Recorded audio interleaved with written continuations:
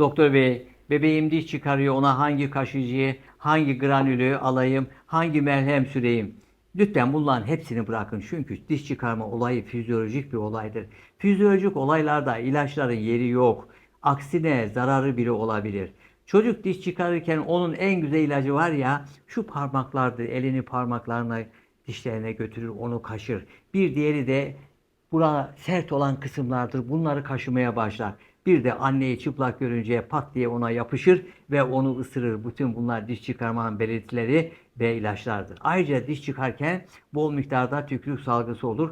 Bu da bu çıkan bölgelerde mikrop almamasını önler. Siz eğer soğutucu kullanıyorsanız o bölgenin kan dolaşımını engelliyor demektir. Bu da hoş bir tablo olmayacaktır. Ayrıca uyuşturucu içerisinde ağrı kesici bulunan kremleri sürmenin de bir faydası yok. Üstelik bunların içerisinde de birçok kimyasallar, ilave kimyasal maddeler olabilir. Lütfen fizyolojik olaylarda ilaçların yeri olmadığını biliniz. Eğer çocuğunuzda aşırı huzursuzluk, ateş, genel durum bozukluğu varsa siz bunu dişe bağlamayın, hekiminizle görüşün. Altında yatan başka problemler vardır. Ve bu arada karadut suyunu tıbbi papatya, metrikaria recutita ile veya kızılcık suyunda ona vermeyi ihmal etmeyiniz. Göreceksiniz, çok fayda verecek. Özellikle karadut suyu.